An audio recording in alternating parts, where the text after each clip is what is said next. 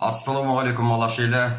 Мына 9 мамыр жеңіс күні дейтін болсақ, ертең 9 сәуірде біздің нақты рухани жеңісіміз екен, яғни мемлекеттік тіліміздің, ана тіліміздің мемлекеттік тіл болған күні дейді.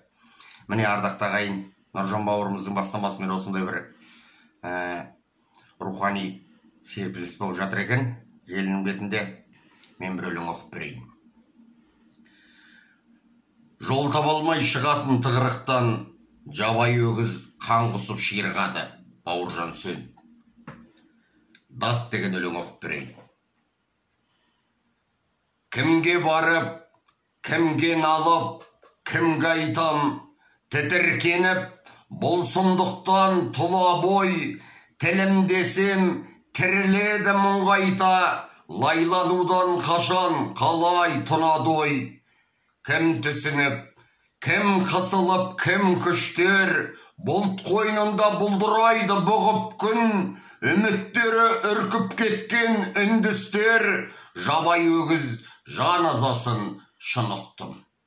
Адам атаң тайпа құрып әуелі, топ-тобыр боп ұласады ұлысқа, ұлтқа айналып тілі, діні, әуені, содан кейін қол салады қылышқа. Содан кейін сарасады, қам жасап, хайуаннан қорғанады бірігіп, ел бірлігі ұлт болмаса далбаса, жалғыз бөрі жар басында тұрылып. Ғұн, сақ, қаңлы, үйсін, керей, найманың, ақын баба, қалам мұңлы мұқалмай, Қазақстан қуға құнды, байға мұң, қан мен майды қатар шайнап жұталмай.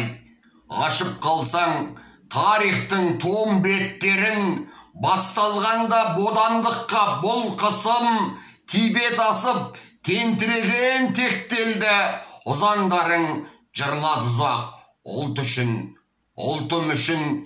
Ұраным жоғытылған, ғазауатта тәңір қолдап ғарыштан, такламақан, Гоби шөлге жұтылған, елім ай деп желеседі алыстан. Қазақ үшін жер жаялық, бұлт көрпе, көкпен ғана тілдесетін көп елім, дәл осылай дамып кеткен ұлт көрсе, талып қалар Гиннесің мен Нобелің. Жұртым көкке желбіреткен байрағын, көшкен керуен назар салмай үргенге, ұлтың кетсе ұрлық үшін пайдамың, ұйғыр мен күрд жер таба алмай жүргенде. Томирис пен бейбарыс бар тек десең, Әбу Насыр, әз бабамыз жолбасшы еді, Әбілмәнсүр ханым қалғып кетпесе, құрт құмырсқа бақа шаян болмас бек.